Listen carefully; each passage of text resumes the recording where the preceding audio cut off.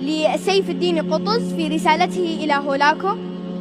من الملك المظفر سيف الدين قطز إلى الهالك هولاكو، قل يا أيها الكافرون لا أعبد ما تعبدون، ففي كل كتاب لعنتم وبكل قبيح وصفتم وعلى لسان كل رسول ذكرتم، وعندنا خبركم من حيث خلقتم وأنتم الكفرة كما زعمتم، ألا لعنة الله على الكافرين. نحن المؤمنون حقا لا يداخلنا عيب ولا يصدنا غيب، القرآن علينا نزل وهو رحيم بنا لم يزل، تحققنا تنزيله وعرفنا تأويله، وإنما النار لكم خلقت ولجلودكم أغرمت، ألا وإن من أعجب العجب تهديد الليوث بالرتود والسباع بالضباع والحماة بالكراع، خيولنا برقية سهامنا يمانية سيوفنا مضرية، أكتافها شديدة المضارب ووصفها بالمشارق والمغارب، فرساننا ليوث إذا ركبت وأفراسنا لواحق إذا طلبت، وسيوفنا قواطع إذا ضربت وليوثنا سواحق إذا نزلت، جلودنا دروعنا ودروعنا صدورنا،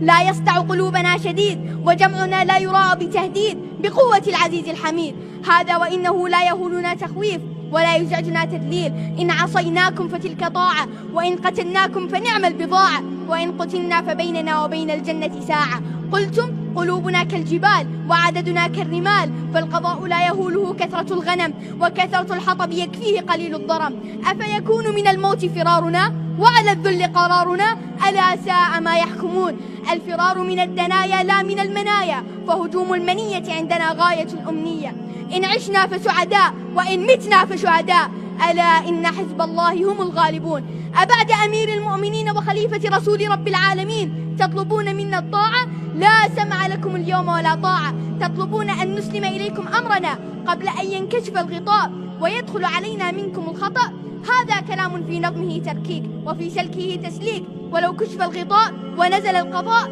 لبان من أخطأ، أكفر بعد الإيمان ونقض بعد التبيان، قولوا لكاتبكم الذي رصف